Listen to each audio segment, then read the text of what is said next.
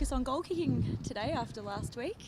Well, yeah, that has to be ongoing. You can't address the accuracy in 1 week. It's got to be ongoing, and that's certainly a focus that our skill and ball use across the whole field. We're aiming to make sure we keep improving it. Joe Danaher in particular had quite a few set shots today. Is it getting to be a mental thing now, do you think, because it's sort of building up, or are you confident that he can just turn this around? Yeah, any of those close skills where you feel like all eyes are on you and everyone's relying on you, they all challenge you mentally, but ultimately it's about having a focus and a routine to go through, which he does have, and the challenge for him is to make sure that routine, he sticks to it and delivers the results that we're looking for. Have you seen anything in the routine or his approach that you'd like to see tweaked or changed?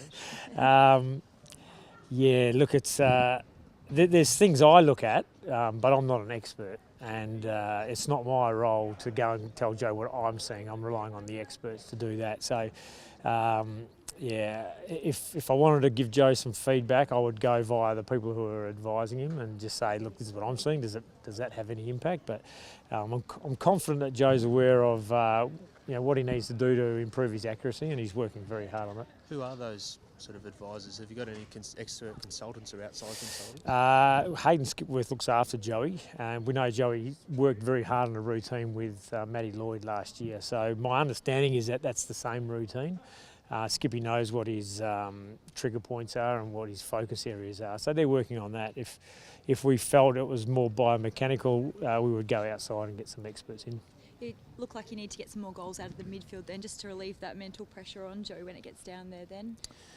Yeah, look, that's part of the team game. As a team, we want to kick more goals. Joe wasn't the only one who missed shots last week, so and players missed kicks through the middle of the ground as well. That cost us at the other end. So skill improvement is a massive focus for us that we're continuing to work on. McDonald, Tip and Woody up forward worked last week. It was pretty exciting. Are you going to stick with that, do you think, against the Tigers tomorrow? Yes, our aim will be to not just have a look at him in 1 week. We need to give him the opportunity to settle in there, give him the opportunity when opposition teams have had a look at him, and we'll try and work out ways to counter him, see how he copes with that. But we believe he's got the skill set to be able to impact up forward for us. He looks like he enjoys kicking a goal too. We saw a couple of celebrations out there at training today. So does he enjoy going up forward? Yeah, well, most backs like the freedom to go up forward and kick a goal, but we played Mark Bagley up there for a few weeks, and his comment after 3 weeks up there was,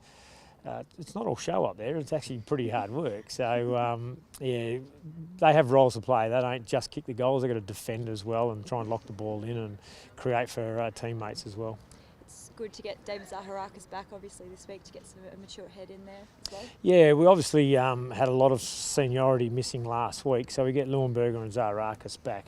And they're a big part of what we're building for the future as well. So it is excellent to have them back out there. Is Zaharakis really keen to have a big game, considering he said that he did let the tag get the better of him last time?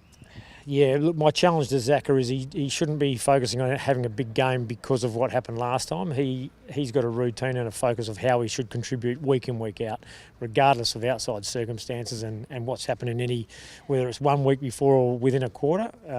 He brings enormous skill and hard running to our team, and that's what we're expecting to deliver. The impact of Dustin Martin, he had a huge game against you last time. Obviously, you've got plans for him? Yeah, got plans for 22 Tigers.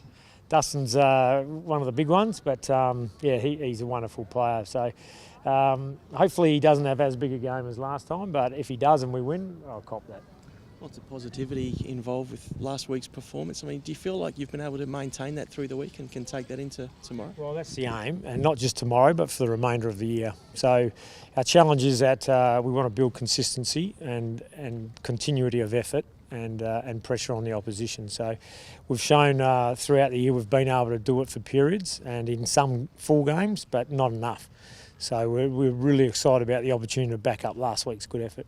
Broadly, what sort of challenge do the Tigers represent right now? Oh, they've got an enormously experienced and talented midfield that's going to challenge us. Obviously, a forward line led by Revolt, Lloyd up there that are talented forwards, but they've also got the All-Australian fullback from the last couple of years as well. So they've got talent across every line. They bring what we're after, which is another opportunity to test ourselves against a very good team. Is Aaron Francis ready in your mind now? Yeah, I think he would. My view is that he'd be right to get through a game now and cope with the intensity of a full game of AFL footy. He's nowhere near where he's going to get to with a full pre-season under his belt, and being a first-year player, they don't do the full load anyway. So when our expectations are that if he comes in and plays, we're going to just see glimpses of his talent, and we're not going to see the end product of Aaron Francis. But we're hoping that he performs at a really high level this weekend in the VFL and pushes hard for selection. Michael Hibberd continues to be linked to Melbourne. Have you got any update there on where it sits with Michael and I guess the club's confidence in retaining him? Yeah, no update other than we're really keen to have Michael here, and part of what we're building, it's going to be hugely exciting, and he'll look good in our backline next year.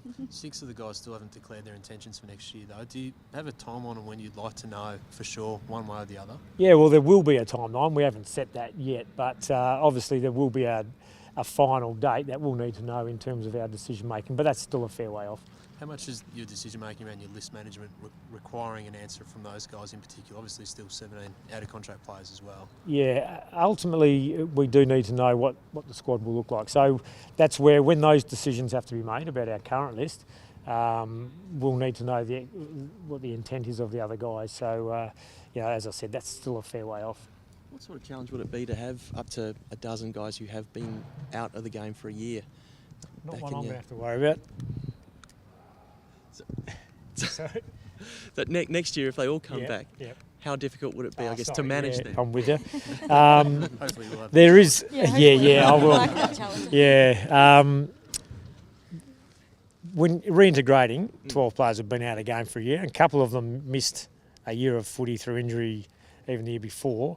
Absolutely, they're things that we have to take into account. So we've already started thinking about the reintegration process, about the timing of it. The players are allowed back in the club mid-September, so we're already talking about how that feels and looks for them. But we're mapping all that out. But we will have a squad of players that over the summer we'll have to work pretty hard to get them as a close-knit group.